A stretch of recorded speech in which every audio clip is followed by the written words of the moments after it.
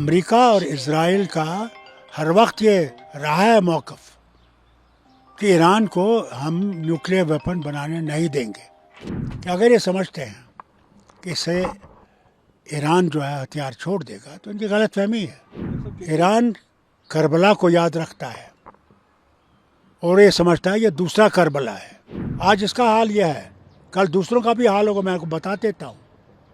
کل دوسرے بھی اس میں آئیں گے اور امریکہ ان کو بھی ختم کرنے کی کوشش کرے گا۔ تو آہستہ آہستہ یہ دنیا کی تیسری جنگ کی طرف چل رہا ہے۔ تو اس میں سازش ہے امریکہ کی بھی، جو ان سے ملا ہوا ہے۔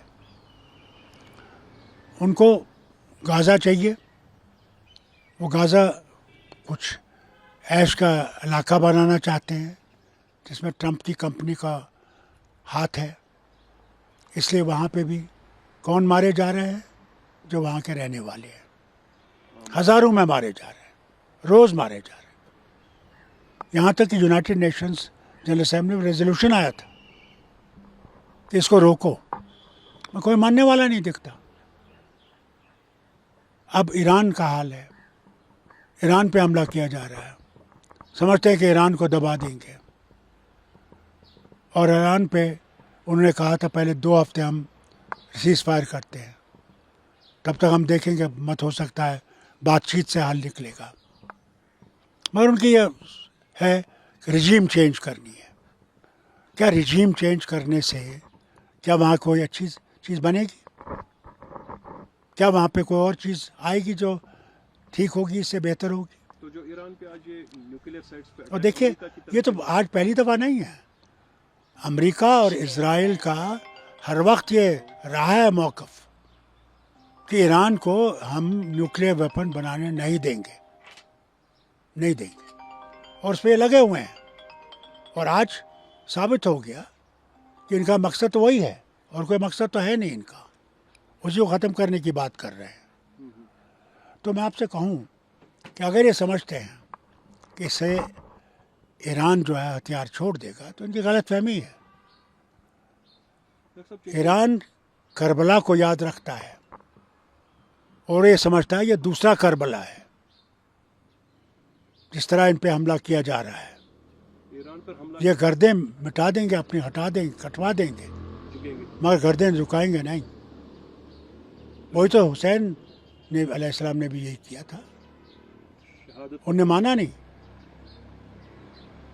انہوں نے کہا نہیں، جو تم بربریت پہ ہو، میں بربریت کے خلاف لڑنے آیا ہوں۔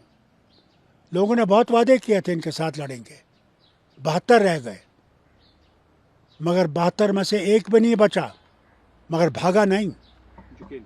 ان کے سر نیزوں پہ کھڑے کر دیے گئے۔ اس نے اسلام کو زندہ کیا۔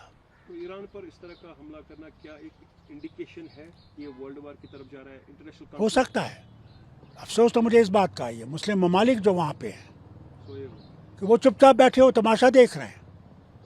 آج اس کا حال یہ ہے، کل دوسروں کا بھی حال ہوگا، میں آپ کو بتا دیتا ہوں۔ کل دوسرے بھی اس میں آئیں گے اور امریکہ ان کو بھی ختم کرنے کی کوشش کرے گا، جو آج خاموش ہے، جو آج خاموش ہے۔ مگر مجھے پورا یقین ہے ان پر بھی باری آئی۔ کہ ان کی باری آئے گی، ضرور آئے گی۔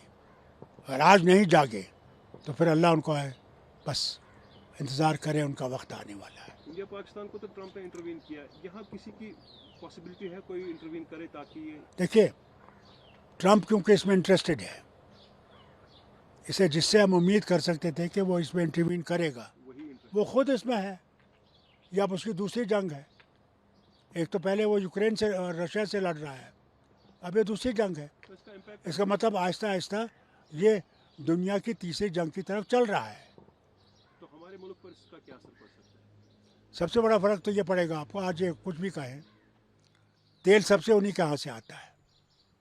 جب وہ بند ہو جائے گا تو پھر ہماری اکانومی کو بھی سفر کرنا پڑے گا۔ یہ کبھی بھولیے مت، ہم کتنا چلائیں آسمان سے، ہمارے پاس بہت ذخیرے ہیں، ذخیرے ہر وقت نہیں رہتے ہیں، ذخیرے ختم ہو جاتے ہیں، اس لیے ہمیں بھی اپنا